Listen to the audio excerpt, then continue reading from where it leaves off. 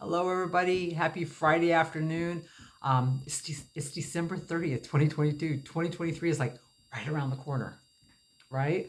So I just want to come on here and do my final video for 2022.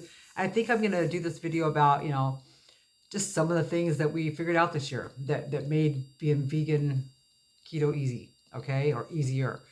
When I very first started vegan keto, the winter of 2020, it was not easy, guys. It was not easy. I was searching for videos, websites, everything, trying to find keto vegan information. And I did find some. I didn't find a lot, but I found some, enough to get me started anyway. But it took a whole lot of trial and error. It took a whole lot of research. It took so much work in the beginning. And I thought, wow, this is the hardest thing I've ever done. And I've done keto before I was vegan.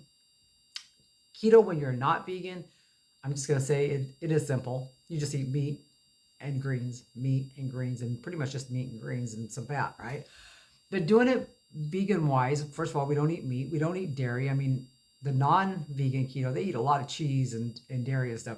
We don't eat dairy, we don't eat meat, we don't eat animal products. And it was harder in the beginning. But then I started discovering some stuff. Like I found the noodles that I tell you guys about all the time, the healthy noodles from Costco. Oh my goodness, they're zero carbs, zero fat, zero calories, or zero everything. I don't know what the hell they're made out of air, I guess. That they're extremely delicious. And those saved my bacon, let me tell you. And then I discovered pea milk. I discovered a brand of pea milk that is like a zero carb, net carb. And I found out that I could make a ricotta cheese out of it. I can make cream cheese out of it. I can make a mayonnaise out of it. I can make a sour cream out of it. There were all these things that I could use it for that just opened up our world, puddings and just amazing stuff. And then just here recently, I've discovered chaffles. Chaffles. Okay, it's such a simple little recipe. I've got several of them on the website or on the YouTube videos. Oh my God, chaffles. That like changed my whole life. Seriously, changed my whole life. And not just mine, but a few people in our group also say that it changed their whole way of doing this thing. So there was a lot of things that we found out this year that made everything easier. We threw out a few things tossed out a few things that just weren't the right type of thing for the whole vegan keto thing. Because number one, when I'm doing vegan keto, I don't do a whole lot of fat. Okay, because I figured that the fat I had on my body, I wanted that fat to be burning. I didn't want the fat I was taking in to be burning. I wanted the fat on my body to burn. But I did discover that you do need a certain amount of fat, because if you don't take in enough fat, first of all, you need fat for some of your vitamins. Some vitamins are fat soluble and you have to have them, right? So I found out that you have to have fat for those reasons, but also to keep your hunger down, to be satiated, you need a certain amount of fat. But the best fats you could use, in my opinion, is green olives and avocado. And that's the two that I concentrated on, and that's the two that just totally did it for me. There was a little period of time this year where we added in more oil than normal, and then we started taking it back out because it stalled our weight loss. So even doing vegan keto, if you do too much oil, it can stall your weight loss. So we had to adjust things and play with things and learn about all these new things, right? But I can guarantee you that this is my second year. I'm done with my second year now.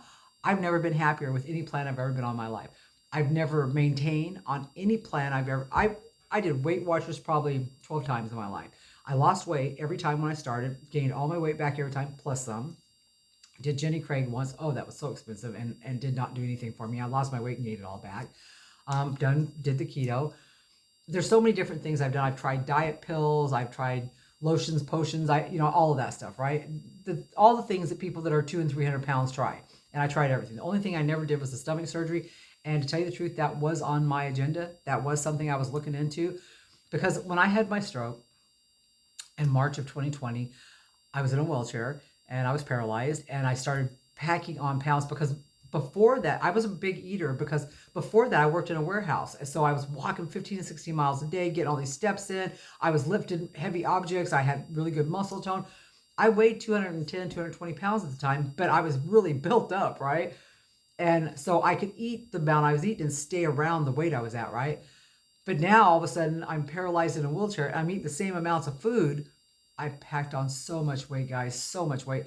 So I remember telling my husband, once I started getting the feeling back in my right side of my body, and once I started getting to where I could walk and stuff again, that I really wanted to consider having the weight loss surgery because I just didn't, I'd never been able to get my weight off and keep it off. And seriously, I couldn't get my weight under 200 pounds. I just could not. I had not seen under 200 pounds in 15 years probably. So I fought and I fought and I fought and I fought the whole idea of, am I going to get this surgery or not get this surgery? And then my neurologist told me, he said, you need to get like 40 pounds off. And I'm thinking, 40? Are you kidding? 40 is not going to do nothing for me. So no, I needed to get more than 40 off, right? And I knew that. So I don't know what really made me decide to try this. I'm not sure exactly what got into my head and made me decide to do this. And I don't know. I can't even really remember exactly why I thought that this would be a good idea. But I remember telling my husband, this is the last thing I'm going to try. And if this doesn't work, I'm going to go see a weight loss doctor because I just did not want to have to fight with this anymore. And thankfully, it worked. And it worked so well that by the end of the first year, I was ready to go into maintenance. Not because I've lost every single pound I should lose, because I still got probably 20 pounds to lose, but because my body was loving where I was able to eat and not feel like I was deprived. I had discovered all these new foods that I could have that were keto vegan. So, and I was doing lots of recipes at the time. I will tell you a few things that I discovered about doing this. Like we have what's called a rescue cookie. Like we make one cookie. You make one cookie, you have your cookie, you're satisfied, you're done. You don't have a whole tray of cookies to eat, right? So we learned things like that, like don't have a whole batch of cookies, just make one cookie each. We learned things like making a chaffle for your bread so that you have two of these little sandwich thingies. Don't have a whole loaf of bread. So just, there was little things like that that started making things easier, making things fall into place for us. We did a lot of intermittent fasting this year, and we did a few extended fasts. I tried some dry fast. Those were done for health reasons, but we did a lot of different stuff this year, and we just made it work. We made it work. But we did also discover that if you don't do it the way you should all the time and keep on top of it, you can gain weight back. You won't gain as much weight back because the funny thing about it is your ceiling, we all have a ceiling, and my ceiling used to be like 260, 300 pounds. My ceiling now seems to be about 160. So I don't really get too freaked out by that because I'd rather balance up to 160 than 260, right? So we learned that, you still can gain weight. You just won't gain it the same way. So that was kind of interesting. What else did we learn this year? So much stuff. We learned that, this is a doable lifestyle. You can live this lifestyle. Everybody can live this lifestyle. This is not a hard lifestyle to live. I can go to picnics. I can go to people's houses. One of the things I figured out is that food is not as important as life and friends and family. And I think my whole life I used food as my crutch for things. And because it was such a crutch for me for so many years, it was a huge mindset change to discover that life and family were more important than food. But once that clicked into my brain, everything just fell into place. So one of the biggest things we learned this year is that mindset is everything. You have to have your mindset right. You have to be willing to let your life change, and you have to get in there, do the work, and do it for long enough that it takes over and becomes a habit. You can't just do it for a week here, do it for a few days there, do it here, do it there, because that doesn't work. You have to be consistent. Consistency is the key here, okay? So that's the number one thing. Okay, so here's some of my ideas for 2023. I'm going to do a thing where I post almost every day or make a video almost every day showing what I eat, exactly what I eat. I don't eat a lot, and people are always wanting to know what I eat. I'm like, I don't eat that much, but I'll show you what I eat because I believe that small people eat small. And I know a lot of people believe that if you eat small, it ruins your metabolism and all this.